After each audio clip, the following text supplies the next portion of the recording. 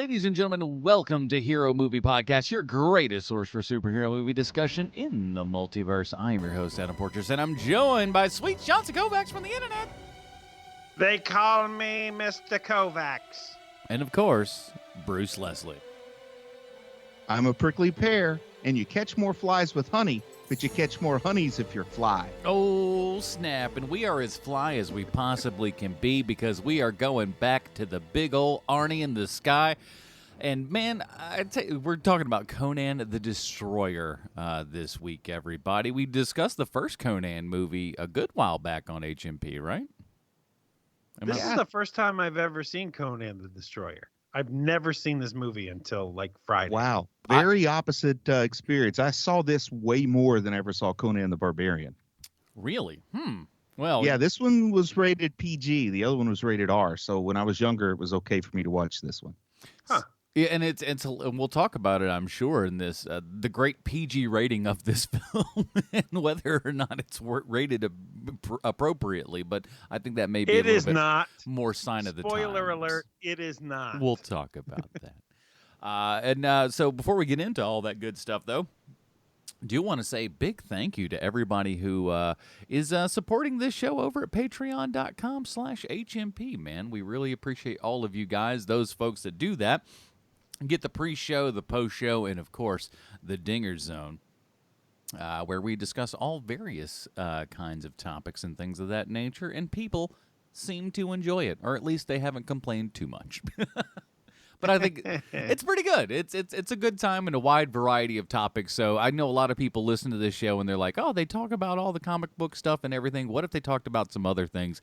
That's where you'll find those other things, is that Dinger Zone. And you get there by supporting us over at patreon.com/HMP. Join the love today, man. We'd really appreciate it. Well, like I said, Conan the Destroyer is our film this week. I'm going to go ahead and play the trailer. I don't have a made-up trailer because I've been really busy and tired today. So listen to this trailer. In his first adventure, he stole the treasure of 3 kings and crushed the empire of an evil sorcerer. But his biggest triumph was at the box office.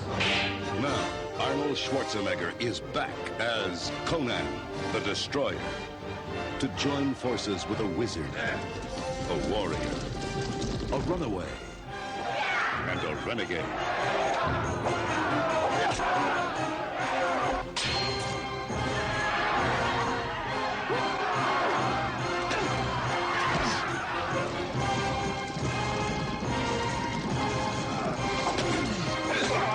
Pursued by the armies of hostile kingdoms, they must stop a queen who will rule the world or destroy it.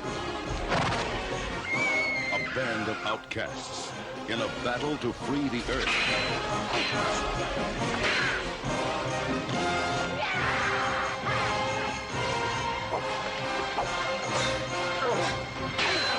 Grace Jones, Wilt Chamberlain, Mako, Sarah Douglas, and Arnold Schwarzenegger as Conan the Destroyer. The all-new adventures of the most powerful legend of them all. My question is where was that movie? I like how the trailer basically says the first movie made more than we thought it would. So come see this one. It made a ton of money at the box office, so we're going to cash in on this bad boy, which apparently they just did. For perspective, the ton of money was $31 million. Well, I mean, that's a lot of money for what they spent on it. I mean, yeah, but it's just kind of, it really, it made a lot compared to what they expected it to make, but that doesn't sound as good in a trailer. It's like, we didn't think it would make all that much money, and it did okay, so we made another. Well, that is the whole De Laurentiis, MO for sure. It's called, we'll just kind of tweak where we need to and do what we can. We'll talk about all those kind of things, but we need to get to some actual comic book stuff around here. We're a comic book movie podcast, doggone it, so let's do it. We've covered Conan in the past before, but let's see what Bruce has for us this week. We've already covered Conan the Barbarian. Listen. But our listeners... We've already covered Conan the Barbarian, But our listeners may not know that Conan the Destroyer has way more comic book cred than its predecessor. The reason being that the story by credit goes to Roy Thomas and Jerry Conway, perhaps two of the most underappreciated creators in comics. Roy Thomas was Stan Lee's immediate successor as editor-in-chief at Marvel Comics. He wrote lengthy runs on X-Men and the Avengers, and he transitioned the world of comics from the Silver Age into the Bronze Age with the series Conan the Barbarian in 1970. Now, Conan had been in comics in Mexico since 1952, but it was Thomas who introduced American comic audiences to the brutality and animalistic urges of the well-oiled Cimmerian. For a solid span of 15 years, the timbre of comics followed suit. Jerry Conway co-created The Punisher, Firestorm, and Killer Croc, and his best well-known story is the one in which Gwen Stacy died. It was Roy Thomas who lured Jerry Conway away from DC and put him to work writing Spider-Man. And describing his, what I'll call, audition for Marvel Comics, Conway said, "Stan wasn't impressed, but Roy liked what I did, and I began throwing some short assignments my way," end quote. Now, I don't know if Thomas and Conway grew to be friends or simply had a great working relationship, but the two did a lot of good stuff together. For example, Roy Thomas and Jerry Conway wrote the original story treatment for Conan the Destroyer. But being the smart guys they were dissatisfied with the final screenplay by Stanley Mann, and thus they distanced themselves from the project. 6 years later, in 1990, Thomas and Conway published the comic book version of their original vision.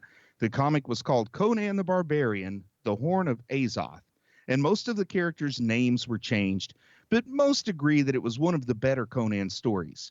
Now, Wilt Chamberlain's character is a eunuch in the comic, which is an extreme change when you take Wilt the Stilt's legendary social life into consideration. And there's a boy wizard in training, which would have been a big hit with Harry Potter fans if only Harry Potter had existed yet. Now, Marvel ceased publishing all Conan titles in 2000, and in 2003, Dark Horse Comics acquired the license to publish the character, and they produced 7 titles: Conan, Conan the Cimmerian, Conan Road of Kings, Conan the Barbarian, Conan the Avenger, Conan the Slayer, and King Conan. Now, cleverly, the Dark Horse Conan stories usually contained backup stories that they called The Adventures of Two Gun Bob, true stories from the life of Robert E. Howard. The Dark Horse comic was written primarily by Kurt Busiek, and Conan had a solid tenure there at Dark Horse. But in 2018, the House of Mouse bought back all the Conan rights for its own comic book publishing house, Marvel Comics, bringing the brutish barbarian back to his Bronze Age roots. This followed only a few years after Marvel reacquired Star Wars, also from Dark Horse, and hoping to repeat the successful sales numbers, writing duties were given to the initial Marvel Star Wars V2.0 writer Jason Aaron. Personally, I felt Conan was a much better fit for Aaron than Star Wars, and that's given the fact that Aaron really made his mainstream chops writing Thor. But perhaps to the surprise of absolutely no one, Conan's sales numbers weren't quite as high as the debut numbers of Star Wars.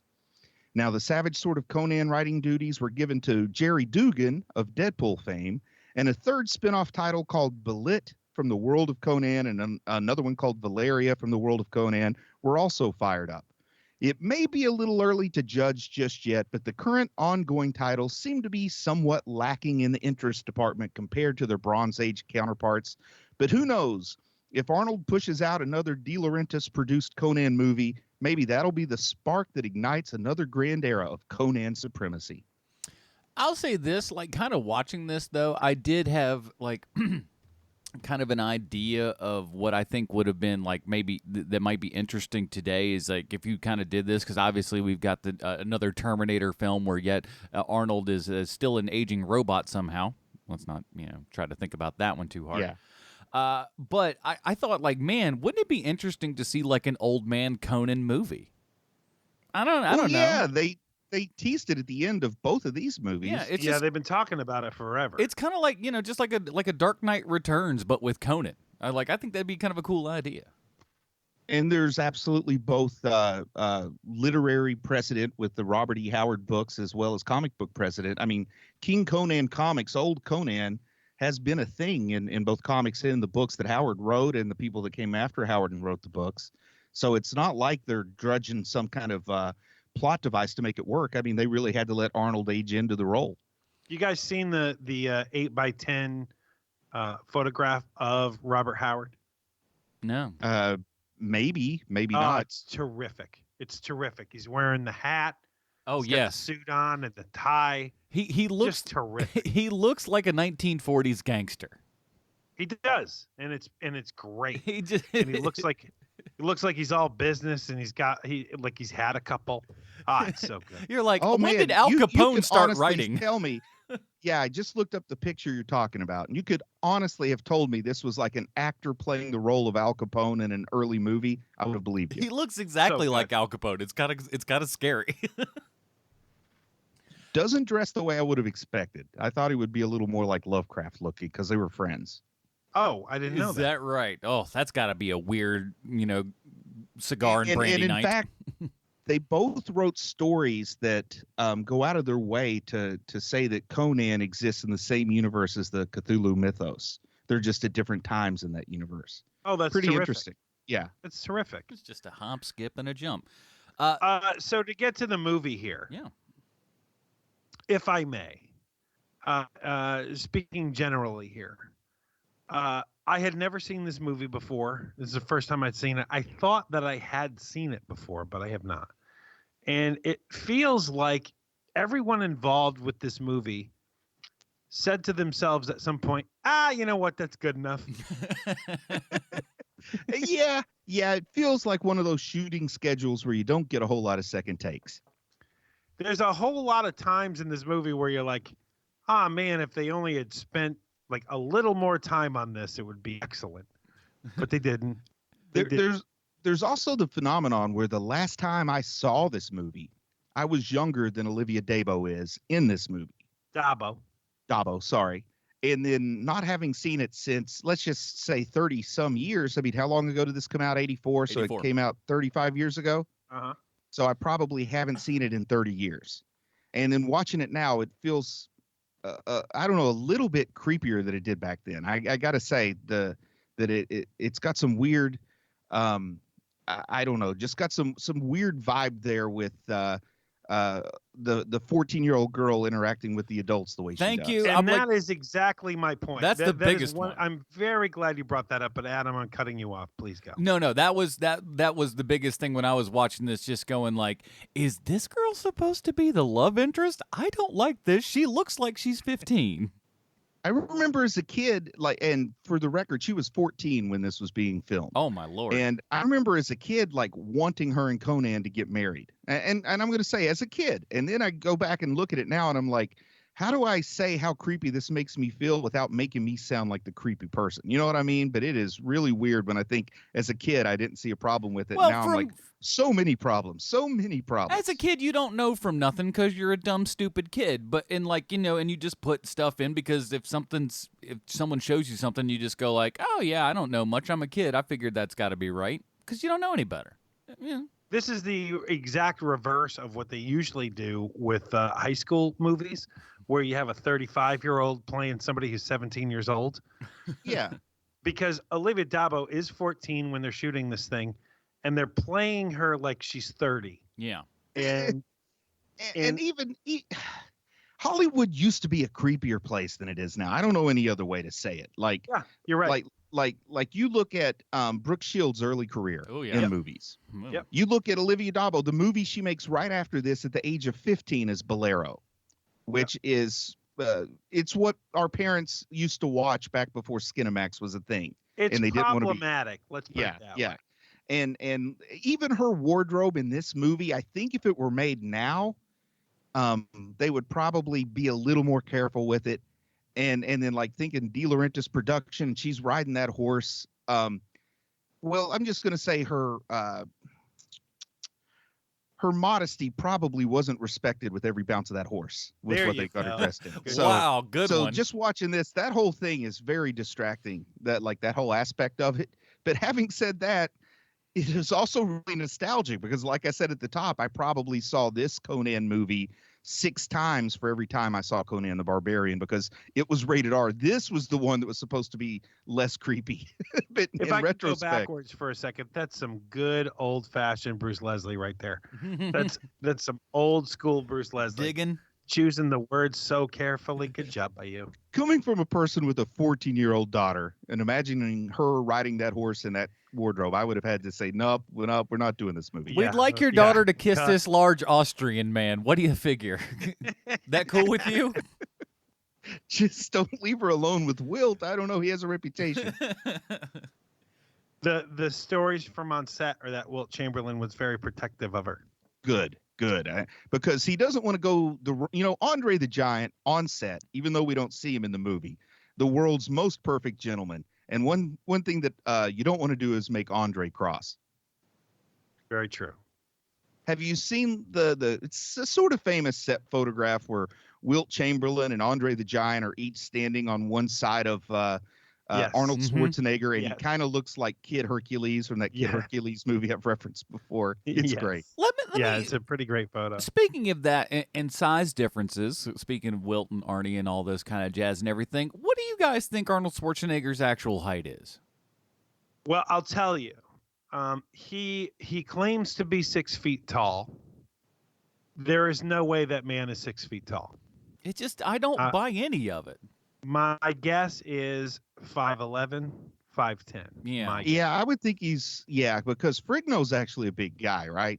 No, Frigno's about 6 foot tall, I would say. Yes, I thought he was like across him. 6'2" for real. Anyway, Frigno's definitely taller than Schwarzenegger. So however you've seen Frigno in real life is why I use that as a point of comparison. But boy, they definitely have a way of filming folks to look taller. The old Apple boxes are Tom Cruise's best friend. Yes. And it's also kind of weird, though, because, like, I don't know, being the big star that he was, certainly, there in the early 80s and everything, we'll just call him out. Stallone probably would not have said, hey, let's get a guy the size of Wilt Chamberlain to stand right beside me and possibly, show how shorter I am to everyone else. It seems like go ahead. I think you're going to say the same thing I'm going to say, Sean. Go ahead. There's two schools to this. Is that keep in mind that whenever you need to show that the opponent is a bigger, badder dude, think of Rocky IV. Stallone has to look up at Drago in Rocky IV, like he's at like his chest, and it's to show you just how big this dude is. That's part one of this of what I'm saying to you. Part two is Schwarzenegger doesn't have nearly the juice that Stallone has at this point. True. Stallone can't pick and choose who he's working with at this point. Not really. And I was going to say that if you're going to look short, like you stand next to Wilt Chamberlain and you look short, you're like, of course, it's Wilt the Still. The dude's over 7 feet tall. Of course you look short next to him. You stand next to 6'2" Carl Weathers and you look short, and people go, oh, he's kind of a short guy. So I also see the psychology and you know what? Let's put the tallest person on earth next to him. And then you're supposed to, and then we put a 14-year-old girl on the other side, and he looks like he's not so small. It's all relative. And tune in next summer for the new Arnie Jawa movie. It's going to be great. Have you guys did you guys remember, because Adam, have you seen this before? No, I honestly I've never been a Conan fan of any real measure or anything, and it's funny because I think this is a little, or at least to me, and you guys correct me if you think I'm wrong, but what I found that the biggest fans outside of some of the original Conan fans and everything are really a lot of Gen X guys are really very huge into the sword and sandal kind of Conan. The Conan life, as it were. Oh, so you're seeing the guys that were 8 to 12 years old when Conan came out really liked it? Exactly. Yeah, I'd agree with that. That is exactly what, my theory is, Yeah. that if you grew up and your folks had HBO, you probably love Conan, and you probably love Beastmaster. like Death Wish and Beastmaster and all of that stuff, because they played it nonstop on HBO at that time. And also, like, all the kids, there's some timing that makes sense too. If you look at the year that the original Conan came out, but all the kids wanted to watch that rated R Conan. They gave him this PG Conan that still wasn't something that the parents wanted the kids watching over and over again, like a Disney flick. So magically, Masters of the Universe, He-Man showed up on the afternoons. Really, I think we fell in love with Conan, but we married He-Man as kids. Well, that's that, and that by is the something time that I never He-Man, thought about that, Bruce. Yeah, absolutely. in the time that He-Man starts to really kind of crank up and get going, that's when I'm a kid, and so that's He-Man was kind of my Conan of the time when you guys were kind of going, oh well, we figured out Conan is this animated thing. I was like, oh, that's what I like. Skip the first half. Yeah, I got you. But the television series for He-Man came out about the same time as this movie, so probably didn't get big until a little bit later. But still, I think that it was some intentional timing, or else really good luck. But there were a lot of the kids that wanted that rated R property, and they needed a G-rated thing they could watch instead. Yeah, so with that, let's talk about the rating of this movie. This is a PG movie, clearly in the era before PG-13 was invented. Clearly. Like the week before. I mean, seriously, like really close. Because we're chopping off heads. Like the first time that there's like a giant gush of blood, I'm like, whoa, what is this again? This is a PG movie? That's a lot of blood for a PG flick right there. And then there continues to be at least four more decapitations alone in this film. It's crazy. Sean, maybe you can back me up on this. Maybe not. But like in the early 80s, you could go see a PG movie with your parents and they would have to cover your eyes. Yeah. Oh, like, yeah. Like PG literally meant you needed a parent there to cover the kid's eyes. Yep. If it was rated R, it was like, you're just going to hold your hand over their eyes the whole time. Don't bother. And then if it was rated G, it was like, drop your kids off and go do some cocaine and come pick them up. Like, that's the way the rating worked. That's how the 80s rolled. Yeah, but I really think you would get, I think you would get a lot more flesh in a PG movie in the early 80s than you would even in a PG-13 now. Like, it was really weird. I don't know exactly what it took to get an R rating back then. I think it had to do more with the film stock or something. All the gritty movies were getting like these, like Midnight Cowboy was an X when it was first released. I mean, come on, that's PG-13 easy now, right? Yeah, you could play Midnight Cowboy on television almost uncut. Yeah, well, I can't remember. I can't remember. Is there a ding dong in that movie? Because no, there is not. There isn't. There is not. But I think I don't know. I don't know what the thinking was, but I really felt like if it looked grainy, kind of like the same kind of film stock they used when they were making those backroom movies, if you know what I'm talking about, people immediately thought it was okay. There used to be back rooms in video rental places, which is where they had the things that were totally not as interesting to you when you were 11 as they were when you were 12. Oh, I see. I see. Which do you prefer? Do you prefer the saloon doors or the beaded curtains? I like somebody that just goes all out and has both.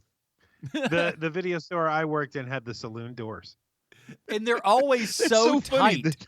They're so tight. It's always one of those two. There's no like sliding door, no pocket door, no accordion door. It's always the saloon doors of the beat. Listen to you knowing what doors are. I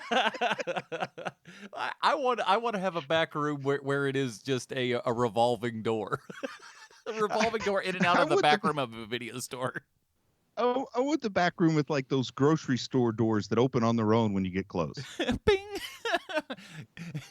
It doesn't make a big announcement or anything letting people know that you're going back in there. Hey, everybody, check it out. So I'm looking through Arnold's filmography here, and it's not what I remember, quite honestly, because there's a couple of like TV movies here and there, but there's Conan the Barbarian in 1982, right? But what comes up next is 1984, and then it's Conan the Destroyer, and then the Terminator. So is he clearly? I mean, he shot the Terminator first, right? And then because it's a De Laurentiis movie, they just fast tracked it because they don't care. Yeah, that it just came out, right? Yeah, that sounds. Now, I'm going to tell you a very real experience I have.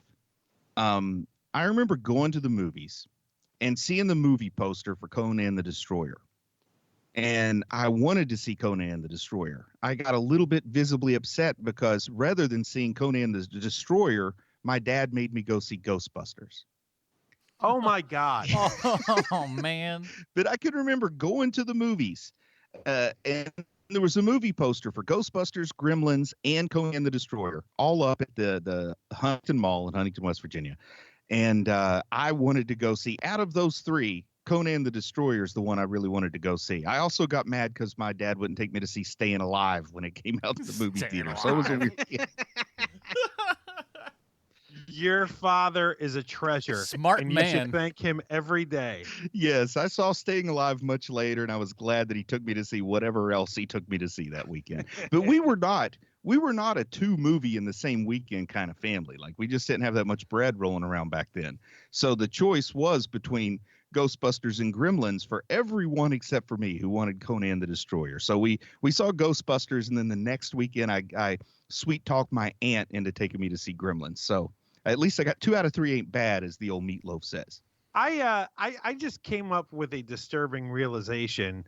Between the three of us, am I the only one that doesn't refer to money as bread? Well, are you familiar with Cockney rhyming slang? Sure. Bread and honey rhymes with money, but us folks that use that Cockney rhyming style, we say bread and we leave off the honey. Kind of like Barney means trouble. Yes. Bread means money. This has been your linguistics lesson for the hell's a date. Sometimes I'll call it dough because bread is made from dough. Yeah, that's your pre-dough or pre-bread is your dough. And if I've recently watched a lot of Flintstones reruns, I'll call them clams. 50 clams. Yeah. I had a buddy who would refer to money as ducats. Oh, yeah. Everyone's got at least one ducat friend, and you're just like, seriously, stop trying to make ducat happen. Oh, break me off 3 of those Georgie boys. That's what I'd say if I needed $3. What occasion do you have that you need specifically $3? Way more than you would have imagined growing up. He's just like, hey, what a boy can do with $3 in 1986, you don't know. School dance, $2. Soda, $1. After I heard Ferris Bueller refer to a 5 as a fisky, I tried to make that happen. Nope, no dice. That's when you know you have good friends, when they just look at you and go, no. No, absolutely not. You're not going to be calling doing that. fives We're not fiskies. going to allow this to continue to happen because we're good people and we respect you more than that. And you should think more of yourself than to do that. But Now- to get back to Conan for a second here. So when I'm remembering it totally different, but I seem to think that the Conan stuff in Red Sonja was spaced out in his career a bit. Like over the course of 10 years, these 3 movies came out, but it literally is Conan the Barbarian, Conan the Destroyer, the Terminator, Red Sonja. It's literally like that. Commando comes out the same year that Red Sonja does, but it comes out after Red Sonja. That's crazy. And also 80s filmmaking, man, thanks to De Laurentiis and Canon Pictures. I mean, 1984 was the year that gave us Breakin' and Breakin' 2 Electric Boogaloo. Like, the sequel came out in the same calendar year. Did it as really? Breakin'. Yes, 6 months apart, those 2 movies. Whoa. King Kong They didn't and even wait till the next summer. King Kong and Son of Kong were actually back to back. They came out same exact year and everything too. It's not unprecedented, but every now and then. King Kong Lives. No, I don't What, think the one from the 40s? You mean? Yeah. Oh, I see. So the original King Kong came out, and I think it came out around February, and then the sequel came out around October, if memory serves. What? Really? Yeah, that fast. They knew. I think That they knew was it. also like that's like the time period when Gene Autry made something like 23 movies in 1 year. I mean, they just cranked them out. Like, movies were filmed in real time back then. Well, I mean, Takashi Miike, he's got like over 100 credits right now. So like, he's another one of those cats that's just like, yeah, I'll do 2-3 movies a year. I don't care. And you're like, well, this is insane. Who can put out this much material? But some of these cats can do it, man. Now, let me ask you guys about this, because again, this is another slight blind spot due to my age here and everything. What about Grace Jones? What about Grace Jones? I'll let you go first, Sean, because Watching this movie, I started thinking, like, this is the era when Grace Jones was dating Dolph Lundgren. This is peak Grace Jones, and this is probably the best role she pulled in. I don't know why, but I thought that she was a Bond villain. She was in The Living Daylights, maybe, or A View to a Kill. Let me look up which Bond movie she was in, but I feel like it was right about this time. She came on like a flash because she was not only an actress, but she was a singer also. And when you like when you look at her credits, when you look at her resume, she's in a lot more movies than she's actually in because of the music that she did. And she was in A View to a Kill in 1985, 1 year after. A View to a Kill, there you go. And she was everywhere, always present. And it was one of those things where, you know, when you're a kid, you just take it for granted, like, oh, that's a famous person. But as an adult, where did she come from? Like, I can't figure out, because she was in nothing. She was in nothing. And then she was literally in everything for like 3 years. And then she wasn't in anything ever again. Yeah, but her music career, I guess, never stopped. I don't know. And it didn't, because it keeps going. Like, she's in so many soundtracks. She's in, like, to this day, she's in soundtracks. But yeah, it says her parents brought her to New York at the age of 13, you know, born in Jamaica, moved to New York at the age of 13, at the age of 18, signed as a model, and then unique look, you know, she had been in the public eye for a good 14 years before she made this movie. But this is what I think of as that mid-'80s Grace Jones. That's like peak Grace Jones, even though her career's not even stopped yet. Yeah, she's got like this great, like, she just has a great look about her that is just very different. She's very just tall and lanky and everything. And there's something about her. It's like, you know, she's good looking, but looks like she could throw a punch, you know? Yeah, exactly. And I'm trying to see what year did In Living Color start, because she was still famous enough to be like a recurring character that they did a spoof of on In Living Color. So that was in 1990. So she still had a little bit of that Grace Jones cred going in 1990. Shoot, man, she's with her music career. I mean, she's in 2 different movies this year, or at least properties. She's in Mindhunter this year. Wow. One of her songs is. And in Pain and Glory, Le'Veon Rose, her performance of Le'Veon Rose is in Pain and Glory. So, like, it just doesn't stop with her. You know, like, she's just one of those people that is, like, at one point was omnipresent, and at this point, like, secretly still in the mix. And she is the person Dolph Lundgren credits with giving him a career. Hey, that's pretty awesome. Yeah. Man, they would have had super tall children. Oh my gosh, those would have just been like super, like, yeah, exactly, just super children that would go off to a special school or something like that, where it's just like, oh, we only train the highest of the, you know, the high intellect and beautiful people. They would have over to here. build a whole new school just for those special children. Oh yeah, exactly. It's a very tall school. The doorways, the door jams are extra tall here, just so no one hits their head. It's thinking ahead like that you know, helps the school system. So the reason why we're kind of skirting around everything with Conan tonight is because nothing happens in this movie. There's maybe 10 lines of dialogue in the entire movie also. I did want to talk about that, because like several times during this watch, I was like, this could be a silent film. There doesn't need to be any dialogue in this at all, and you would still get the exact same, you know, feel. The only person that really talks is the recast thief. You know, this wasn't the same thief they had in the first one. No, because I know that just because I know who Tracy Walter is.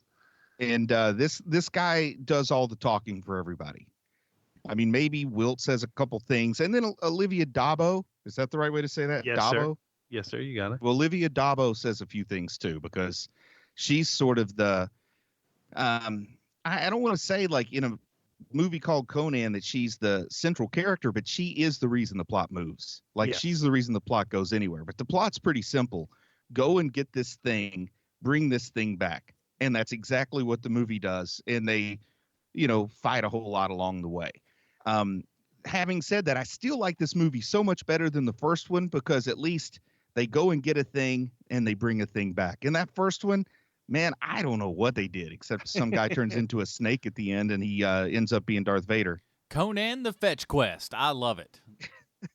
In this one, it's they go to get a thing, and then a wizard turns into like a monster.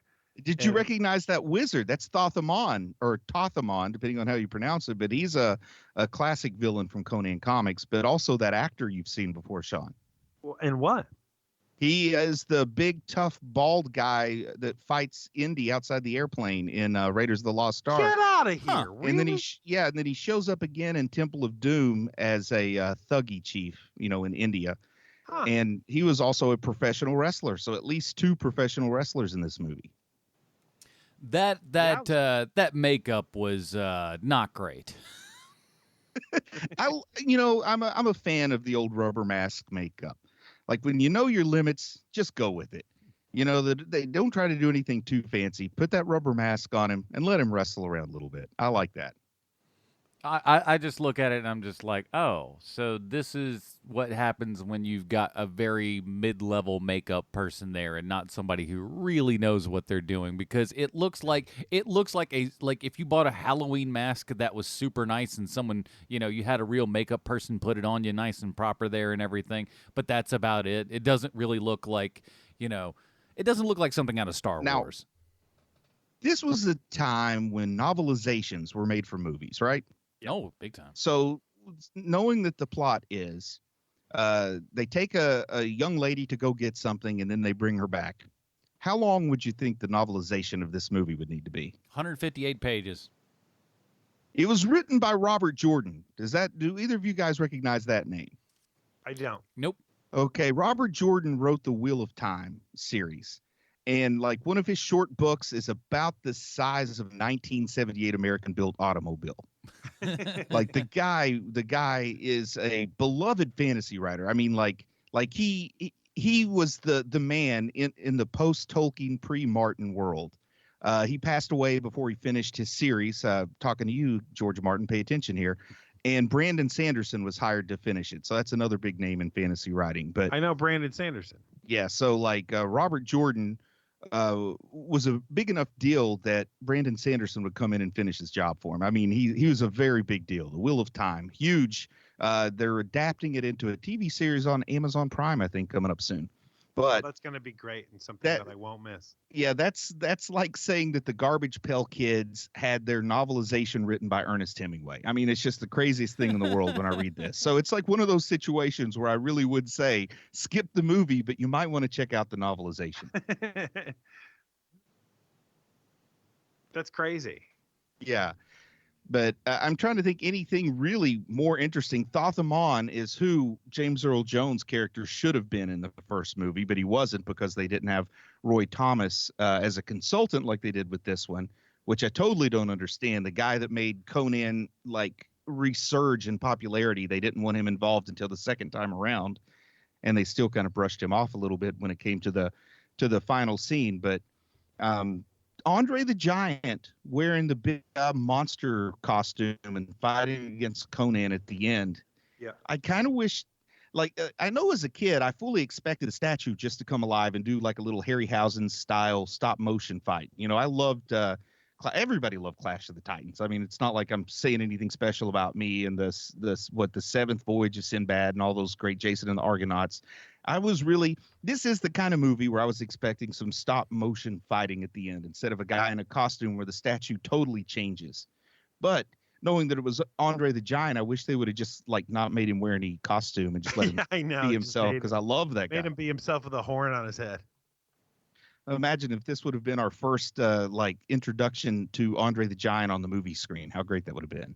Do the De Laurentises and the Salkinds, do they know, are they friendly with each other?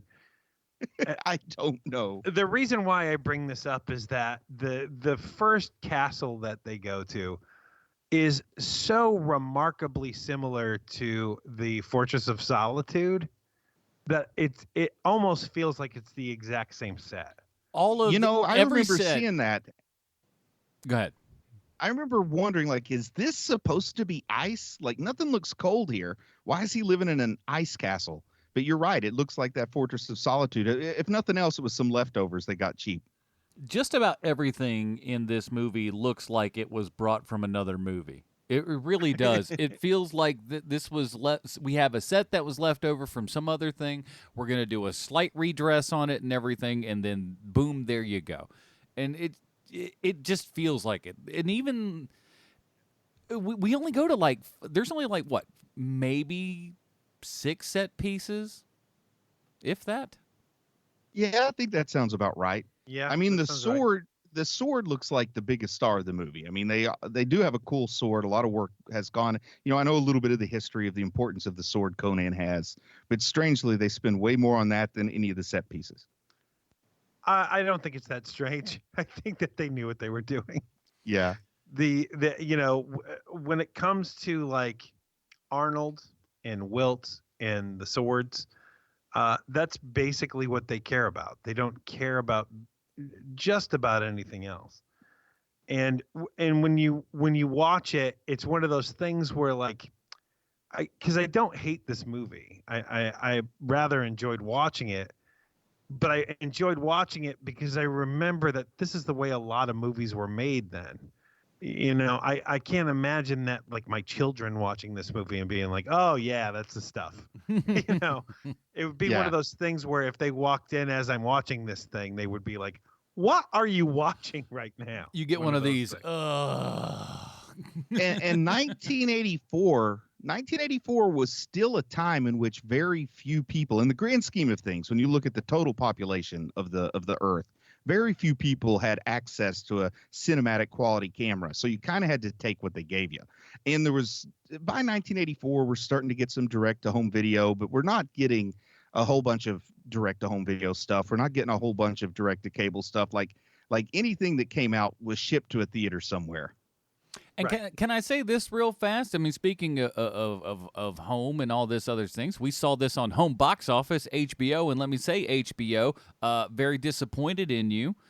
This is a 235 movie, and you started the credits, like this was a made-for-television thing where we're going to give you the proper aspect ratio, and then when the credits are done, we're going to go over to 185 and ruin the aspect ratio for everything, so it all looks a bit on the, it looks odder than it should because it's not the proper framing. Good job, HBO. Of all the things to say weren't as good as they could have been in this movie, only Adam notices the aspect HBO's ratio. aspect ratio choice of putting this to 185 from 235 is egregious, and I don't like it. It made the movie look you would have lesser preferred than the more panoramic view of whatever the heck was going on. Listen, there's another 2 or 3 inches off to the left and right, and I don't know what was over there. You get to see board extras. Really, it really could have made the difference. Hey, let's put it this way: couldn't hurt. Have you heard how there's a remastered Buffy episodes where they've went back and changed the aspect ratio to fit modern televisions, and you just see all the boom mic stuff on the side, and they don't care? Yeah, wow, really? If they don't care, that's really stupid. But there's a lot of shows that are going back like that. I don't particularly like watching Seinfeld in 16:9 because it's just it doesn't look right. Because there's a lot of weird and awkward framing and stuff because they had to redo things for widescreen, and it's just just show me what we're watching in the correct aspect ratio. I'm sorry. In fact, I break out the tube TV just to watch my reruns of Seinfeld. Listen, you don't gotta go that far, but Adam, you probably know this far deeper than I do, but isn't that one of the reasons why they're not re-releasing X-Files is because it's just so difficult to redo it? That is absolutely incorrect, and they have done so, and it's spectacular. Now that it's got the new aspect ratio, you can actually see extras from Buffy the Vampire Slayer in the X-Files. It's that high definition. Side by side, you never knew. It's unbelievable. Buffy was there the whole time. No, so what they actually did with the X-Files and everything, they went back to the 35mm elements and redid a whole bunch of stuff. And honestly, the Blu-rays that are out now, and I own all 9 seasons on Blu-ray, they look spectacular. Oh, that's awesome. Because they had to go back and actually redo all the effects because all the effects were done in video. That's what it was. Yeah, but they've done the work, and it's very, very good. Gosh, I mean, some of those early seasons have never looked so good. What do you want to bet that just having the showrunner of Breaking Bad and Better Call Saul had a lot to do with that? Hey, look, man, old Vinny Gilligan there. He did quite a bit. And hey, there's an early Bryan Cranston X-Files episode as well. So go check that out, everybody. Good stuff. That's where they met. Mm-hmm. Let's Now, think. Okay. I was going to ask you though, watching this, was there any moment we were talking about Grace Jones? First off, not only is this peak Grace Jones, but I couldn't imagine any better physical fitness than what she has when she's filming this movie. Was there any question that she's the second toughest person in this movie? Not even close. No, she carries it. Everything that she does, you buy it. She just looks like that kind of just hardcore, whatever. Wherever and she's for the supposed to be record, from. the toughest is Andre the Giant. Second toughest. Oh, I was going to say the toughest was Mako, but okay. No, definitely the toughest is Andre the Giant. Oh, good old Mako, man. That guy was in more television shows than anybody else in the history of the world. They were just like, we need an Asian dude. We got one. Good. Why would they even try to give whatever character he's playing a different name? Just call him Mako. No, we all know works. it's Mako. It works. It does. It totally works. Just call him Mako, man. You think he named himself after a shark, or was the shark named after him? These are. I know what I hope for. But I think the only thing they did to give this a PG rather than an R like the first one had is the first one had chowder buckets. This one had implied underage chowder buckets, but no direct chowder buckets. Right. So that got him the PG. Like, that's all it took back then. Right. If we may go backwards for a second and start talking about Malik for a minute. Yeah. So Tracy Walter, do you guys know his background? I do not. The only reason why I do is because, how do I put this? A friend of mine told me all about him. He is part of Jack Nicholson's crew. Okay. And that's how he came up. He came up through Jack Nicholson. And so the only person who loves Tracy Walter more than Jack Nicholson is Tracy Walter. And he will, at the drop of a dime, tell you anything that you ever wanted to hear about his own history. And so when it comes to things like him playing Bob the Goon in Batman and all that other stuff and, things like that, he completely, rightfully credits Jack Nicholson. But when it comes to his career, he will tell you that one of the things that makes him stand out is his comedic timing. That is not on display in this movie. He is supposed to be the comic relief in this movie. I don't find him all that funny. And I find his timing completely off in this movie, to be honest with you. But you guys tell me what you think of his performance in this movie. At least he is not like agonizingly offensive like most like comic foils are in like early 50s sci-fi movies or in Stallone movies in the 90s. Now, what kills me is knowing who was originally cast in the role. And that's probably makes it a little bit harder. But I do find him to be not what I get from him in movies in the latter part of the 80s and the 90s. By the time he's Bob the Goon, he's different. Yeah. But Squiggy from Laverne and Shirley was supposed to play the thief. Hello. But he had some health problems, unfortunately. Too much shoe polish in his that. lungs. Yeah, that would have been a treat, man. We've gotten plenty of Lenny in his latter career. I could have used a little more Squiggy in my life. Squiggy doing a lot of voiceover work. Oh, good. I'm glad to hear that. Mm-hmm. Plays Oswald.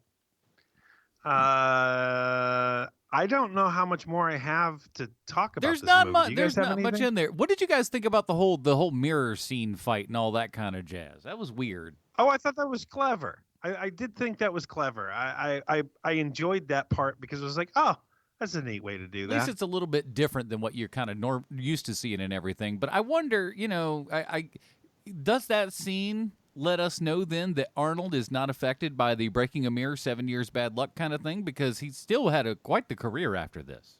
The man was born on a battlefield. He has nothing but bad luck. What's it matter? It's true. It's true. Fine points. Fine points. You know, also he has a problem with ugly women. You know. Oh gosh. It's true. It's true. Oh, no comment there. Let's move on. So a lot of stuff happens, a lot of fights, and then all of a sudden, I'll say this is another one I want to talk about real quick. The score to this is awful. Oh, it's so bad. It's repetitive. It doesn't have anything in it. It feels like the most boring temp score, and they were just like, we're going with this. Did John Carpenter do the soundtrack for this? Apparently it was Basil Polidoris.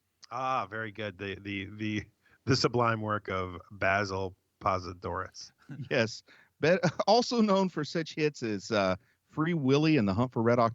So he worked after this. Ooh. Oh, I mean, Hunt for Red October, he did have RoboCop as well. But this feels like it was done for next to nothing, and someone didn't care, because it is just the most generic kind of, like, it's almost loopy in not a very good way. And it's over the last, like, 2 weeks, I've kind of really gotten into, like, listening to a lot of soundtracks and stuff, because I got, a couple new records and whatnot, and it's have me dig through some old stuff and everything. And so I've been listening to a lot of great scores. So when like a really bad score like this comes up, man, it is super obvious, and it's not good. Congratulations on gathering yet another hobby that's insanely expensive. I believe you me. I know that's a problem. That's why I tell everybody. I go, all of my hobbies are expensive hobbies. None of them are cheap. Oh my God, man. Being a record collector, good God Almighty! Oh, it's like just throw your money out a window. Good God! Meanwhile, I just collect those old Snapple caps that had the jokes on them. That explains a lot. It does, actually. I think we just got to the bottom of some sort of mystery. Yeah, I've got my bag of Snapple caps. Whenever I think we need a snappy one-liner, I just reach in and get a few guys. Oh my God! He just pulls it out of a big giant hat. It's a big felt top hat, and it's just filled with Snapple caps. He's going around hunting for one. Pulls it out, just goes, a stitch in Tom saves 9. That matronly old lady from the commercials in the 90s isn't actually writing the things on the caps. Oh, I thought she was. Now, here's one thing I got to say. Pure poetry. I thought was an awesome ending when I was young, because of course the end of Conan the Barbarian teases Conan sitting on a throne. At the end of this, Olivia Dabo becomes queen. She asks Conan to be her king. And as a kid, I thought, so this is what it was teasing at. Like, this is when he becomes a king. And then he turns her down and walks away because she's 14 and he is not. And yeah, that's why he walks away. Not that he's a rambling man. Yeah, but then I thought, so that means there's going to be another movie that tells me how he really gets to be king. And then I picture, like, man, this could be like Friday the 13th, where you have 13 movies, and he keeps turning down the kingship at the end of every one. I like to think Conan takes Manhattan at some point. You know why he turned down Olivia Dabo at the end of this movie? Why is that? Not ugly enough. Oh man, I'm a Maria Shriver fan. I take offense. No, to I'm that. not. I'm not talking about Maria Shriver. She's just fine. She's just fine. I'm talking about all of the people that he cheated on with, like, behind her back. Hey, just remember, everyone is beautiful to someone. So let's not judge Arnie here. I mean, we can judge Arnie for cheating on his wife, but let's not cast shade at physical appearance. I think we could judge Arnie just fine, sir. It's okay. The man couldn't keep it in his pants. Are you suggesting that perhaps using inhumanly high amounts of testosterone, injecting that directly into your body for about 15 years, would cause you to perhaps stray a little bit? Yeah. This energy's got to go somewhere. It's terrible. It's horse testosterone, and I've seen what horses do in the barn, so... I will say this: that last shot is the coolest looking shot in the whole movie. It is so great. I love that. I'm like, why doesn't the rest of this movie look this awesome? Because that was the first thing they shot. I will say, for as cheap as this movie looks, it still looks pretty great when they're walking through the woods and things like that. it doesn't look like a student film. I mean, it looks like an actual movie. And I mean, at this time and seeing who the producers are, they would have been just fine if it looked like a couple of pricks with a camcorder shot the thing. Yeah. Oh, look at this. We're on a cardboard set. We don't care. We're making money. And I still love the props and costumes for our principals here. I mean, they once they go off the main four, it's clear that they're not putting as much effort into it. But I've always loved the way that they've made Conan look in these movies. It's defined how I think of Conan, of course. I love the sword. Love the loincloth. I love the way that Malik's dressed. I love the way that Mako's character at Cairo they call him a Cairo, which I always, I would pronounce it a Kiro. But I like a lot of the look. And I think that's what they were giving us was a tone more than a movie. Yeah. Nothing like showing up to work every day in just your underpants and just like, hey, we need somebody to butter up Arnold and get him on set. Butter up Arnold. Quick, call in. What was his name? Terry Leach. He needs to butter up Arnold. Get him all nice and shiny there and hit the camera, man. We're going in and we're going in hard. That's how we do it on the Conan show. All right, before we get to our final rating here and everything, we do have to ask ourselves one of the most important questions any person can ask of, well, anything is, how does this relate to Sylvester Stallone? Why, thank you, Adam. I have a prepared statement. Jack Cardiff was the director of photography on Conan the Destroyer, and he was the director of photography on Rambo First Blood Part 2, which makes him one of the rarest people in all of Hollywood. Someone who worked with both Stallone and Schwarzenegger in the 80s. So what does this mean to you? Well, it means that if you haven't seen Rambo First Blood Part 2, you should. It kind of sort of was written by James Cameron. It's an 80s gem, which means it's stupid, but it's good stupid, like a well-meaning, good-looking person. No offense, me. Jack Cardiff was a director as well, working on movies no one's ever heard or seen of before, with titles like The Liquidator, Sons and Lovers, and The Lion! ! Old movies with great old posters that have taglines like, he's a brawling, sprawling giant on the make for fame and fortune, and then some. Just terrific. Jack Cardiff was considered one of the greatest cinematographers of his time, and though the man died in 2009, he's probably best known as the cinematographer on The African Queen, which is a movie everyone says they've seen but haven't. I've seen it. It just looks so old. Yeah, you're the exception. You know that you're the exception. Thank you. You're welcome. I'm Sean Kovacs. You're welcome. You see, this is what I like about Sean, Bruce. He doesn't go for the easy one. The easy one is right there. We all know that there's 8 billion things that he could easily point to with Stallone and Arnie. He doesn't do that. No. If I don't have to go the easy way, I don't. Yeah, it's good. I love it. Makes my day. And you know what else makes my day? The patented Robin rating system. This is how we break down films. We don't have stars or letters or any of that nonsense. We got our own nonsense. It's called the Robin rating system. If you'd like to check it out, head on over to facebook.com/HeroMoviePodcast. It's right there at the top of the screen. Bruce, where does Conan the Destroyer from 1984 fall on the Robin rating system for you? Well, I've already said I liked it better than the first. And I'll also say for me, rewatchability-wise, this is probably the best of all 3 Conan movies. But it still tops out, at best, it's a medium to low-level Damian Wayne for me. I could see that. Sean, what do you got? What's the one below Damian Wayne? I forget. It's the Samantha Brown, Stephanie Brown. Stephanie Brown.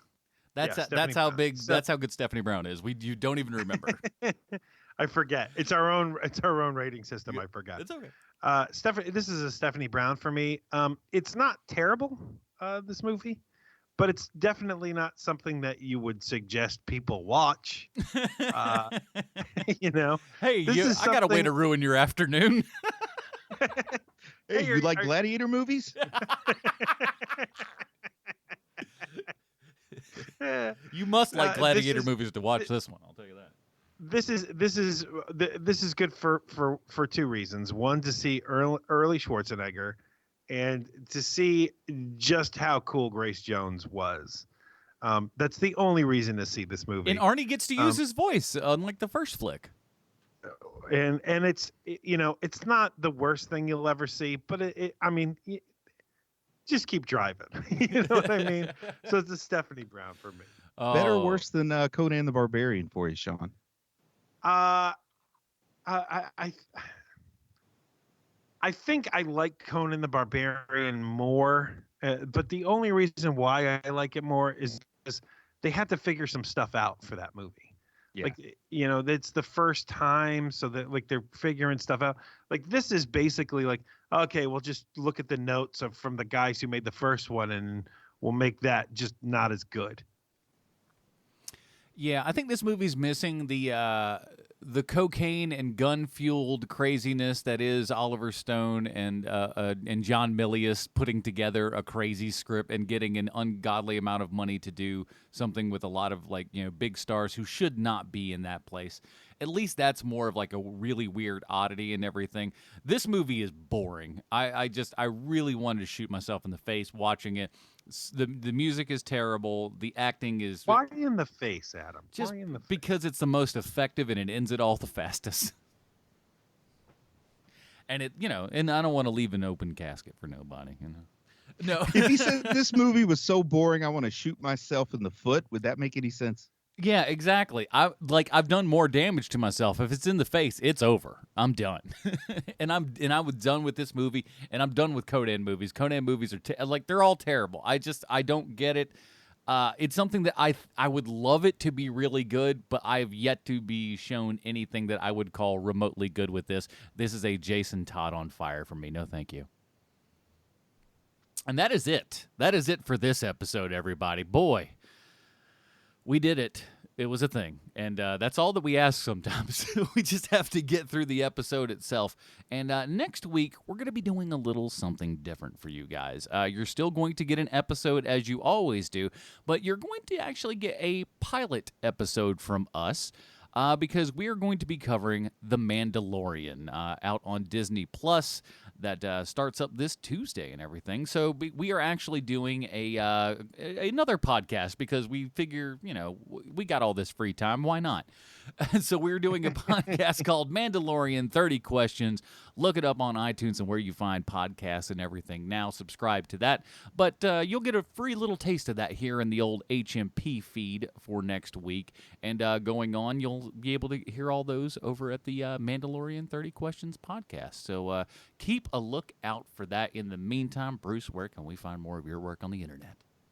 I'm trying to tell people to check out the Redford Administration. The Redford Administration is a podcast about HBO's show Watchmen, a podcast that asks 30 questions about each episode, and we try our best to answer. We try to answer the questions you're already thinking. Yeah, we try to go inside your mind and take your questions, or you can just give them to us. That helps too. It's a lot easier that way. Sean? Yeah, please find me also at the Redford Administration, also on The Mandalorian. Also, you can find me at Sweet Shawnzy from the internet. That's Sean Kovacs 4 on Twitter. Beautiful. And I've got somebody lined up to do a film find in not too awful long, and we're going to be reviewing Dr. Sleep. So keep an eye on the film find, and I may have a regular co-host for a minute or two. We'll see. We'll check it out. What is the problem? Is the problem that you're like, man, I just got to do a podcast every day? I know there's something wrong with me. I think I'm broken, but yet I feel like I got to because I'm a nut job. So that's it, everybody. And again, thank you to everyone who supports us over at patreon.com/HMP, pre-show, post-show, and of course the ever so valuable Dinger Zone. Check that out and join the over 40 people that help support this here program and everything. And we'd like to thank them and thank you for listening. And join us next week when we're talking about The Mandalorian on Disney Plus. For Sweet Shots Kovacs from the internet and Bruce Lessig, my name is Adam Portrais. Stay super, everybody. Bye, Marty and Edie.